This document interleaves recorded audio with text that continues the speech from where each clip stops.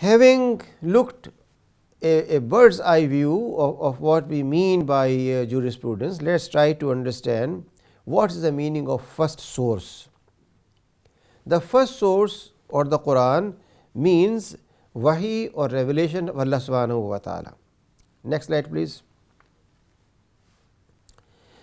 Here you find the Quran telling us that those who follow the messenger, the prophet who can neither read nor write, whom they will find described in Torah and Gospel, he will enjoin on them all that which is right and forbid them that which is wrong.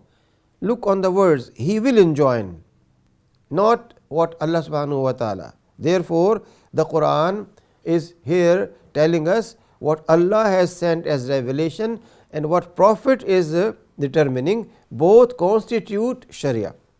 And then it is that he relieves them from hardships. He relieves them, not Quran, but he relieves them, because his approach is, let us liberate people from usr and give them yusr. The Quran, with reference to the month of fasting, tells us that Allah subhanahu wa ta'ala wants people who are sick or travelling to make up their fast, but why he wants it? Then they says, yuridullah bikumul yusr. Yuridullah means Allah subhanahu wa ta'ala makes irada, does not want you to have difficulty, but easiness. And similarly, the Prophet in ahadith say very clearly that make deen easy for people and do not create difficulty.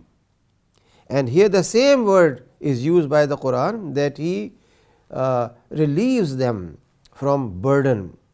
And then it tells us that he asks them to do what is good and avoid what is wrong, so on and so forth.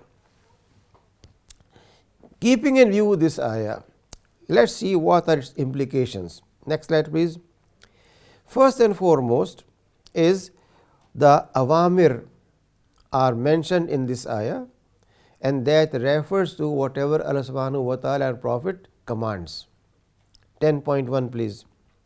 Then it tells us about prohibitions, that is the Quran and Sunnah which prohibit.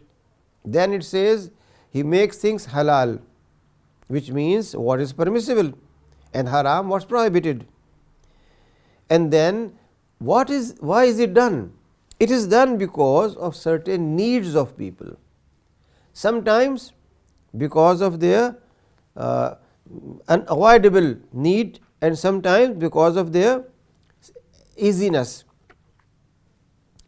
Therefore, we use three terms: darura, haja and tahsinat. Darura, unavoidable, needs which can be met and sometimes deferred, while tahsinat, which add to our comfort and make life easy. These are shades where judgment is to be made, but judgment is to be made based on a deep understanding of the Quran and Sunnah, and not just reading one or two books about history of jurisprudence and then becoming a jurist. Next please. Therefore, al-fiqh literally means intelligence or discernment, discovering. It is knowledge of understanding and responding to practical, ethical issues and legal questions. It is not a matter of memorization of fatawa, fatawa Alamgiri, fatawa Amjadiya, fatawa Rizviya, fatawa so and so. Normally, a mufti memorizes a whole list and based on that gives a judgment. But fiqh is not just a matter of fatwa. Fiqh means a very deep scientific process, a dynamic process, a process in which every single word matters, its etymology matters, its history matters, its implications matter. Therefore, it is a science because it is organized body of knowledge. It is also an art because it is driving conclusions from substantive legal rules. Substantive legal rules mean what is given in the Quran and Sunnah.